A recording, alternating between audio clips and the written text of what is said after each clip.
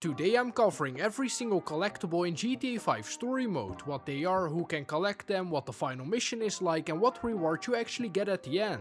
Some of these are short and simple, others turn into full side stories with cutscenes and missions, so let's break them all down. Before we start, if you want to collect all these things yourself, use this map from gtaweb.eu. Then on the left you can show or hide all the collectibles. You can click on the locations and it will show a picture, which is really helpful. First up, probably the most famous collectible in the game, Spaceship Parts. There are 50 spaceship parts scattered all across the map. Some are easy to grab, others are in really annoying spots that require climbing or parachuting.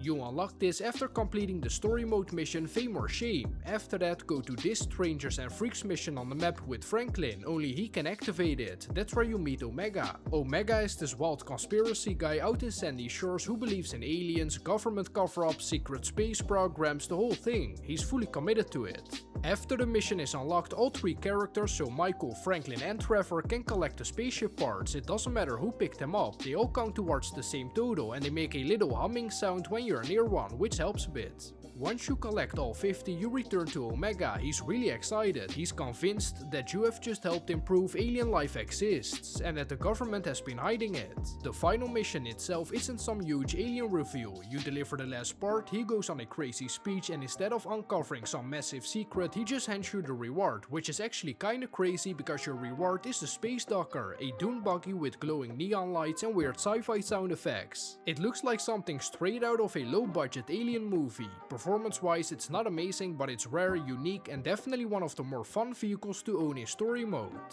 Next up, the leather scraps. There are 50 of these too, small pieces of paper hidden around the map. In backyards, beaches, construction sites, farmhouses, they are scattered everywhere and they glow slightly when you're close. All three characters can collect them. As you collect more pieces, the leather slowly forms in your inventory. It tells you the story of a woman named Leonora Johnson who was murdered years ago. The leather hints at who did it and what really happened. Once you collect all 50, a new mission unlocks called a Starlet in Vinewood. This mission can only be played by Franklin. You track down the killer who turns out to be an older man living in Vinewood. When you confront him, he eventually confesses. He talks about the past, about obsessions, and it gets pretty dark. At the end, you get a choice, kill him or let him live. Most players choose to kill him. The reward is around $10,000 if you take him out. Not a massive payout, but this collectible is more about the mystery and the payoff than the money. It feels like solving a cold case that has been hidden around the entire map.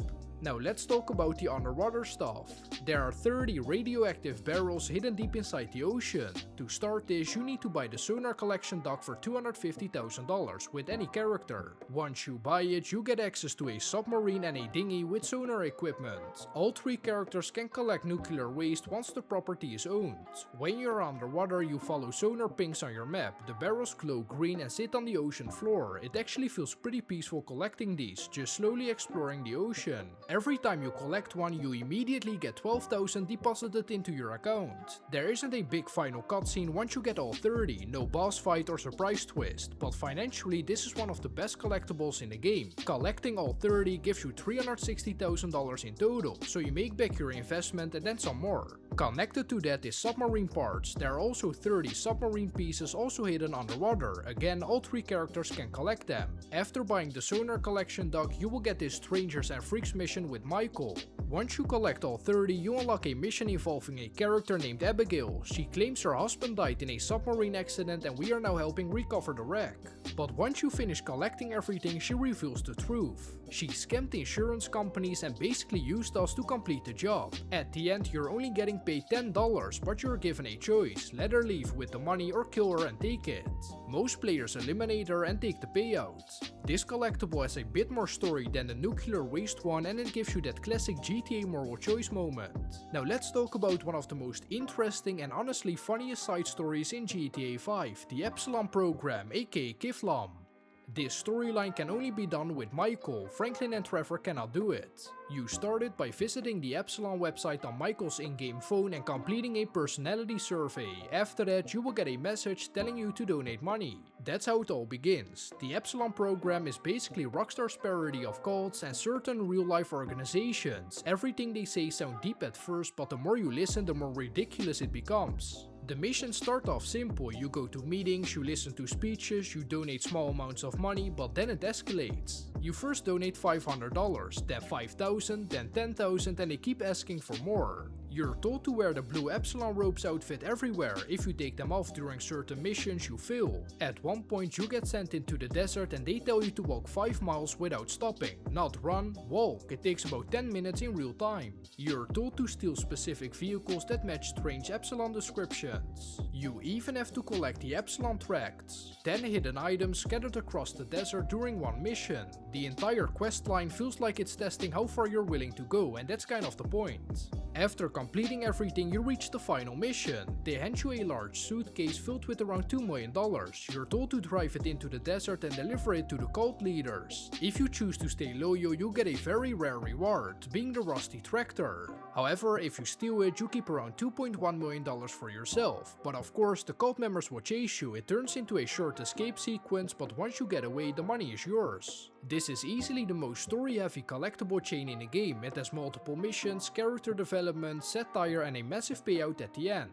Now let's cover the monkey mosaics. There are 50 monkey mosaics hidden around Los Santos. They are colorful street art paintings of monkeys in different poses. After photographing all 50, the final mission unlocks. Before starting this random event, make sure to purchase all the 3 garages for Michael, Franklin and Trevor. This will increase the chances of the random event to spawn. The Go-Go Monkey Blista will be your final reward and it will be saved inside the protagonist's garages. Now we will quickly go through the shorter style collectibles. First on the list, Stunt Jumps. There are 50 stunt jumps across the map. You will see ramps placed in specific spots that launch you over buildings, highways or rivers. All 3 characters can complete them. You need to land successfully for it to count. If you crash or flip too hard, it won't register. There's no final mission nor cutscene, but complete all 50 and it counts towards 100% game completion.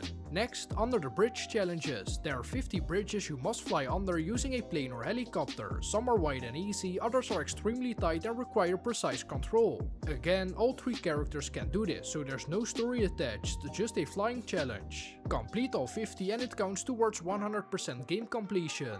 Then we have knife flights. There are 15 of these. You have to tilt your plane sideways and fly between tight gaps, usually between skyscrapers. This one is slightly trickier than flying under bridges. These 3 categories are mainly there to test your driving and flying skills. Next up, hidden packages. There are 12 underwater briefcases scattered around the ocean floor. They contain cash and all 3 characters can collect them. So that's every collectible in GTA 5 story mode explained. If you're going for 100% completion, you will need spaceship parts, leather scraps, stunt jumps, under the bridge and knife flights. Everything else is optional but definitely worth experiencing. Leave a like if you enjoyed this video, subscribe for more GTA content and I will catch you in the next one.